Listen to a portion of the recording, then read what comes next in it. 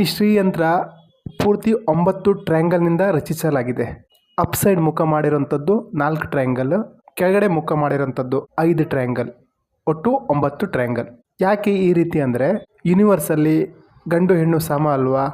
ಹೌದು. ಆದರೆ ಕೆಳಗಡೆ ಇರುವಂತಹ 5 ಟ್ರಯಾಂಗಲ್ ಸ್ತ್ರೀ ತತ್ವನ, ಸ್ತ್ರೀನ ಪ್ರತಿನಿಧಿಸ್ತದೆ. ಮೇಲ್ಗಡೆ ಮುಖ ಮಾಡಿರುವಂತಹ 4 ಟ್ರಯಾಂಗಲ್ ಪುರುಷನ ಪ್ರತಿನಿಧಿಸ್ತದೆ, ಮೇಲ್ಶಕ್ತಿನ ಪ್ರತಿನಿಧಿಸ್ತದೆ. ಗಂಡು ಹೆಣ್ಣು ಸಮ ಅಲ್ವಾ? ಹೆಣ್ಣಿಗೆ 5 ಗಂಡಿಗೆ 4 ಯಾಕಂದರೆ ಇದನ್ನೇ ಪಾರ್ವತಿ ಸಹ ಶಿವನಲ್ಲಿ ಕೇಳ್ತಾರೆ, ಹೀಗ್ಯಾಕೆ ಅಂತ. ಅಂದರೆ ನಮ್ಮ ಬ್ರಹ್ಮಾಂಡದಲ್ಲಿ ಗಂಡು ಹೆಣ್ಣು ಒಂದೇ ಸಮಾನ. ಆದರೆ ಒಂದು ವಿಶೇಷ ಏನಂದರೆ ಹೆಣ್ಣಿನ ಹತ್ರ ಒಂದು ವಿಶೇಷ ಇದೆ. ಏನಂದರೆ ಗರ್ಭಾಶಯ. ನೀವು ಗಮನವಿಟ್ಟು ನೋಡಿದ್ರೆ ಸೆಂಟ್ರಲ್ಲಿ ಆ ಬಿಂದುವಿನ ಸುತ್ತ ಇರುವಂತಹ ಟ್ರಯಾಂಗಲ್ ಗರ್ಭಾಶಯ ರೂಪದಲ್ಲಿದೆ. ಕೆಳಗಡೆ ಮುಖ ಮಾಡಿರುವ ತ್ರಿಕೋಣ ಇದೆ. ನೀವು ಬಯಾಲಜಿಯಲ್ಲಿ ಡಯಾಗ್ರಾಮ್ ನೋಡಿದ್ರೂ ಸಹ ಅದೇ ರೀತಿಯ ಚಿತ್ರ ನಿಮಗೆ ಕಾಣಲಿಕ್ಕೆ ಸಿಗ್ತದೆ. ಇದರ ವಿಚಿತ್ರ ಏನು ಅಂದರೆ ಇದು ಯಾರ ಹತ್ರ ಇದೆಯೋ ಅದರ ಕಂಟ್ರೋಲ್ ಅವ್ರ ಹತ್ರ ಇಲ್ಲ. ಅಂದರೆ ಪೀರಿಯಡ್ ಆಗುವಂಥದ್ದು ಅದರ ಕಂಟ್ರೋಲ್ ಹೆಣ್ಣಿನ ಹತ್ರ ಇರಲ್ಲ. ಗರ್ಭಾಶಯದ ಮಾಲೀಕರು ಯಾರೋ ಅದರ ಕಂಟ್ರೋಲ್ ಅವ್ರ ಹತ್ರ ಇರಲ್ಲ.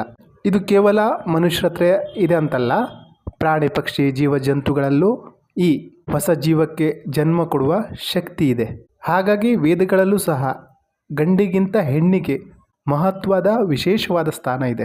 ಬಯಾಲಜಿ ಪ್ರಕಾರ, ಮೆಡಿಕಲ್ ಸೈನ್ಸ್ ಪ್ರಕಾರ ಮಾನವನ ಶರೀರದಲ್ಲಿ 43 ಕ್ರೋಮೋಸೋಮ್ ಇರ್ತದೆ. ಅದರಲ್ಲಿ 21 ತಂದೆಯ 21 ತಾಯಿಯ ಕ್ರೋಮೋಸೋಮ್ ಇರ್ತದೆ. ಇದು ನಮ್ಮ ಶರೀರದ 43 ಕ್ರೋಮೋಸೋಮ್ನ ಪ್ರತಿನಿಧಿಸ್ತದೆ. ಈ ಸೆಂಟ್ರಲ್ಲಿ ಈ ತ್ರಿಕೋಣದ ಮಧ್ಯೆ ಇರುವಂತಹ ಬಿಂದು ಜೀವಾತ್ಮನ ಪ್ರತಿನಿಧಿಸ್ತದೆ.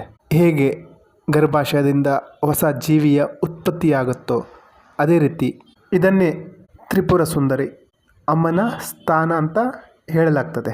ಈ ಶ್ರೀಯಂತ್ರ ಏನಿದೆ ಅಲ್ವಾ, ಈ ಪೂರ್ತಿ ಶ್ರೀಯಂತ್ರ ಬ್ರಹ್ಮಾಂಡದ ಕನ್ಸ್ಟ್ರಕ್ಷನ್, ಪೂರ್ತಿ ಬ್ರಹ್ಮಾಂಡ ಇದರಲ್ಲಿದೆ. ಪ್ರಾಣಿ ಪಕ್ಷಿ ಜೀವ ಜಂತು ನವಗ್ರಹ ಪಂಚತತ್ವ ಎಲ್ಲ ಇದರಲ್ಲಿ ಅಡಕಾಗಿದೆ. ಮೇಲೆ ಇರುವಂತಹ ಅಷ್ಟ ತ್ರಿಕೋನಗಳು ಅಷ್ಟ ವಸುಗಳನ್ನು ಪ್ರತಿನಿಧಿಸ್ತದೆ. 8 ತ್ರಿಕೋನ ಧರ, ಅನಿಲ, ಆಹ, ಪ್ರತ್ಯುಷ, ಪ್ರಭಾಸ, ಸೋಮ, ಧ್ರುವ. ನಂತರ ಸಿಗುವ ಸರ್ಕಲ್ ಹತ್ರ 10 ತ್ರಿಕೋನಗಳು ಸಿಗ್ತದೆ. ಆ 10 ತ್ರಿಕೋನನ ವಿಷ್ಣುವಿನ 10 ಅವತಾರ ಅಂತ ಪ್ರತಿನಿಧಿಸಲಾಗ್ತಾ ಇದೆ. ಹಾಗೆ ಹೊರಗಡೆ ಸಿಗುವಂತಹ 10 ತ್ರಿಕೋನಗಳು 10 ಮಹಾವಿದ್ಯೆಗಳನ್ನು ಪ್ರತಿನಿಧಿಸ್ತದೆ. ಆ ಚಕ್ರದ ಹೊರಗಡೆ ಇರುವಂತಹ ಸರ್ಕಲ್ನ ಹೊರಗಡೆ ಇರುವಂತಹ ಆ ಚಕ್ರದ ಹೊರಗಡೆ ಇನ್ನೂ 14 ತ್ರಿಕೋನಗಳು ಸಿಗ್ತವೆ. ಅದನ್ನು ಮನ್ವಂತರ ಅಂತ ಪ್ರತಿನಿಧಿಸಲಾಗ್ತದೆ. ಅಂದರೆ ಹಿಂದಿನ ಕಾಲದಲ್ಲಿ ಗಡಿಯಾರಗಳು, ವಾಚ್ ಇರಲಿಲ್ಲ, ಆವಾಗ ಕ್ಯಾಲೆಂಡರ್ ಇರಲಿಲ್ಲ. ಅಂದರೆ ಯೂಸ್ ಮಾಡ್ತಾ ಇದ್ದಿದ್ದು ಮನ್ವಂತರ, ಮಹಾಯುಗ, ಬ್ರಹ್ಮನ 1 ವರ್ಷ ಈ ರೀತಿ ಕ್ಯಾಲ್ಕುಲೇಟ್ ಮಾಡ್ತಾಯಿದ್ರು. ಅಂದರೆ ಮನ್ವಂತರ ಅಂದರೆ 14 ಮಹಾಯುಗ ಸೇರಿಸಿದ್ರೆ 1 ಮನ್ವಂತರ, 14 ಮನ್ವಂತರ ಸೇರಿಸಿದ್ರೆ ಬ್ರಹ್ಮನ 1 ದಿನ. ಈ ಹೊರಗಡೆ ಇರುವಂತಹ ತ್ರಿಕೋನಗಳನ್ನು ಬ್ರಹ್ಮನ 1 ರಾತ್ರಿ ಆಗುತ್ತದೆ. ಅದಿಲ್ಲಿ ಪ್ರತಿನಿಧಿಸಲಾಗ್ತಾ ಇದೆ. ಬ್ರಹ್ಮನ 1 ದಿನನ 1 ಕಲ್ಪ ಅಂತಾರೆ. ಇನ್ನು ಚಕ್ರದ ಹೊರಗಡೆ ಇರುವಂತಹ ಅಷ್ಟನಾಗದಳಗಳು, ಅಂದರೆ ಇಲ್ಲಿ 8 ಕಮಲದ ದಳ ಅಂತ ಏನೋ ಕಾಣ್ತಾ ಇದೆ, ಇದರ ಒಳಗಡೆ ಇದನ್ನು ಕೌಂಟ್ ಮಾಡಬೇಕಾಗ್ತದೆ. ಇದನ್ನು ಕೌಂಟ್ ಮಾಡಿದ್ರೆ ಇದು ಹಾವಿನ ಹೆಡೆ ಥರ ಇದೆ, ನಾಗದಳ. ಅಂದರೆ ಹಿಂದಿನ ಕಾಲದಲ್ಲಿ ಹಾವು ನೋಡಿದ್ರಲ್ಲ, ಅವು ತಮ್ಮ ಬಾಲನ ಸ್ವಲ್ಪ ಅಲುಗಾಡಿಸ್ತಿದ್ವು. ಅಂದರೆ ಹುಳ ಹುಪ್ಪಡಿ ಹತ್ರ ಬಂದರೆ ಆವಾಗ ಈ ಕಡೆಯಿಂದ ಹೆಡೆ ಎತ್ತಾ ಇದ್ವು. ಅಂದರೆ ಇಲ್ಲೂ ಸಹ ಕಮಲ ಅಂದ್ಕೊಂಡ್ಬಿಟ್ಟು ನಾವು ಹತ್ತಿರ ಹೋದರೆ ಈ ಕಡೆ ಹೆಡೆ ತಯಾರಾಗಿರುತ್ತದೆ. ಇವೇನು ಗೊತ್ತಾ, ಶ್ರೀಯಂತ್ರದಲ್ಲಿ ಗಾರ್ಡ್ ಅಂದರೆ ರಕ್ಷಕ. ಯಾರ ರಕ್ಷಕರು? ಈ ಸೆಂಟ್ರಲ್ಲಿ ಬಿಂದು ಇದೆಯಲ್ಲ ಇದರ ರಕ್ಷಕರು. ಅಂದರೆ ಇಡೀ ಈ ಚಕ್ರ ಬ್ರಹ್ಮಾಂಡನ ಪ್ರತಿನಿಧಿಸ್ತಾರೆ.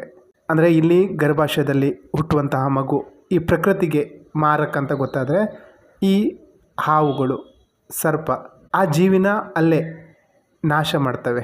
ಅದೇ ಈ ಜೀವಿ ಸಮಾಜಕ್ಕೆ ಉಪಕಾರಿ ಆಗ್ತಾನಂದರೆ ಈ ಹೊರಗಡೆಯ ನೆಗೆಟಿವಿಟಿಯಿಂದ ಇವನನ್ನು ರಕ್ಷಣೆ ಮಾಡ್ತವೆ. ನಾವು ಈ ಶ್ರೀಯಂತ್ರದ ಧ್ಯಾನ ಮಾಡಲಿಕ್ಕೆ ಕೂತ್ಕೊಂಡ್ರೆ ನಮ್ಮ ಧ್ಯಾನ ಈ ಚುಕ್ಕೆ ಸಣ್ಣ ಡಾಟ್ ಮೇಲೆ ಇರ್ತದೆ. ನಿಧಾನ ನಮ್ಮ ಧ್ಯಾನ ಆ ತ್ರಿಕೋನ ಈ ರೀತಿ ಎಕ್ಸ್ಪ್ಯಾಂಡ್ ಆಗ್ತದೆ. ಅಂದರೆ ಆ ಬಿಂದುನೇ ಎಕ್ಸ್ಪ್ಯಾಂಡ್ ಆಗ್ತಾ ಆಗ್ತಾ ಆಗ್ತಾ 1 ಇರೋದು 2, 2 ಇರೋದು 4 ಈ ರೀತಿ ಇಲ್ಲಿ 8 ಇರುವಂತಹ ನಾಗದಳಗಳು 16 ಆಗ್ತದೆ. ಅಂದರೆ ಎಕ್ಸ್ಪೆಂಡ್ ಆಗೋದು ಯಾವಾಗ ಗೊತ್ತಾಗುತ್ತೆ ಅಂದರೆ ನಾವು ಶ್ರೀಯಂತ್ರದ ಸಾಧನೆ ಮಾಡಲಿಕ್ಕೆ ಕೂತ್ಕೊಂಡ್ರೆ ಮಾತ್ರ. ಅಂಗಡಿಯಲ್ಲಿ ಸಿಕ್ತು ಅಂತ ತಂದು ಮನೇಲಿ ಹಾಕೋದ್ರಿಂದ ಏನೂ ಪ್ರಯೋಜನ ಆಗಲ್ಲ. ಈ ಯಂತ್ರಗಳಲ್ಲಿ ಅತಿ ಶಕ್ತಿಶಾಲಿ ಯಂತ್ರ ಅಂದರೆ ಈ ಶ್ರೀಯಂತ್ರ. ಇದಕ್ಕೆ ಇದರದೇ ಆದಂತಹ ವಿಧಿವಿಧಾನಗಳಿದೆ. ಅದನ್ನು ಜಾಗೃತ ಮಾಡಿ ಮನೇಲಿಟ್ಟು ಪೂಜೆ ಮಾಡೋದ್ರಿಂದ ಖಂಡಿತವಾಗಿಯೂ ಆ ಮನೆಯಲ್ಲಿ ಸುಖ ಶಾಂತಿ ನೆಮ್ಮದಿ ಸಿಗ್ತದೆ. ಈ 16 ದಳನ ಮತ್ತು 3 ವೃತ್ತ ಸುತ್ತುವರೆದಿದೆ. ಇದೇನೆಂದರೆ ನಮ್ಮ ಚರ್ಮ ಮಾಂಸ ಮಧ್ಯಗಳ ಮಧ್ಯೆ 3 ಲೇಯರ್ ಇದೆ. ಎಕ್ಟೋಡರ್, ಆ್ಯಂಡೋಡರ್, ಮಿಸೋಡರ್ ಅಂತ. ಹಾಗೂ ನಮ್ಮ ಬ್ರಹ್ಮಾಂಡದ ಪೃಥ್ವಿನ ಏನು ಸೂರ್ಯನ ರೇಡಿಯೇಷನ್ನಿಂದ ಕವರ್ ಮಾಡಲಿಕ್ಕೆ ಓಝೋನ್ ಪದರ ಇದೆ. ಅದನ್ನು ಓಝೋನ್ ಪದರದ 3 ಲೇಯರನ್ನು ಪ್ರತಿನಿಧಿಸ್ತದೆ. ಇದರಿಂದ ಹೊರಗಡೆ ಹೋದರೆ ಇದೇನಿದೆ ಅಲ್ಲ, ಇಲ್ಲೂ ಸಹ 3 ಲೇಯರ್ ಇದೆ. ಈ ಜಾಮೆಟ್ರಿನ ಕವರ್ ಮಾಡಿರೋಂಥದ್ದು. ಈ 3 ಲೇಯರ್ ನಮ್ಮ ಸೂಕ್ಷ್ಮ ಶರೀರ, ಸ್ಥೂಲ ಶರೀರ, ಕಾರಣ ಶರೀರನ ಪ್ರತಿನಿಧಿಸ್ತದೆ. ನಾವು ಹೇಳ್ತೀವಲ್ಲ ಓಂ ಭೂರ್ ಭುವ ಸ್ವಹ ಅಂತ, ಅಂದರೆ ಸಣ್ಣ ಡಾಟ್ಸಿಂದ ವಿಷ್ಣುವಿನ ತನಕ ತಲುಪೋದು ಅಂತ. ಈ ಬಿಂದುವಿನಿಂದ ಮಹಾವಿಷ್ಣುವಿನ ತಲುಪುವುದು. ಹಾಗಾಗಿ ಈ ಶ್ರೀಯಂತ್ರನ ಯಂತ್ರಗಳ ರಾಜ ಅಂತಾರೆ.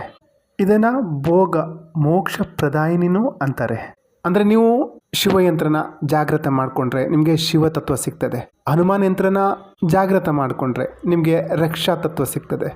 ಅದೇ ನೀವು ಲಕ್ಷ್ಮೀ ಯಂತ್ರನ ಜಾಗೃತ ಮಾಡಿಕೊಂಡ್ರೆ ನಿಮಗೆ ವೃದ್ಧಿ ತತ್ವ ಸಿಗ್ತದೆ. ಅದೇ ನೀವು ಸರಸ್ವತಿ ಯಂತ್ರನ ಆ್ಯಕ್ಟಿವ್ ಮಾಡಿಕೊಂಡ್ರೆ ನಿಮಗೆ ಜ್ಞಾನ ತತ್ವ ಸಿಗ್ತದೆ. ಆದರೆ ಈ ಶ್ರೀಯಂತ್ರದಲ್ಲಿ ಪ್ರತಿಯೊಂದು ತ್ರಿಕೋನದಲ್ಲೂ ಒಂದೊಂದು ತರಹ ಶಕ್ತಿ ಇದೆ.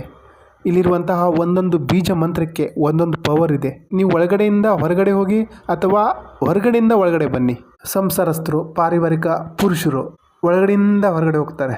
ಅದೇ ಹಿಮಾಲಯದಲ್ಲಿ ತಪಸ್ಸು ಮಾಡುವಂಥವ್ರು ಹೊರಗಡೆಯಿಂದ ಒಳಗಡೆ ಬರ್ತಾರೆ. ಯಾಕೆಂದರೆ ಇಲ್ಲಿ ಒಳಗಡೆ ಬರಲಿಕ್ಕೆ ಈ 4 ದಾರಿ ಇದೆ. ಇಲ್ಲಿ ಒಂದು ಸಲ ಒಳಗಡೆ ಬಂದರೆ ಹೊರಗಡೆ ಹೋಗೋದು ಕಷ್ಟ ಅಲ್ಲ, ಅಸಾಧ್ಯ. ಅದಕ್ಕೆ ಒಳಗಡೆ ಇರುವಂತಹ ದೇವಿ ಏನು ಹೇಳ್ತಾರೆ ಗೊತ್ತಾ?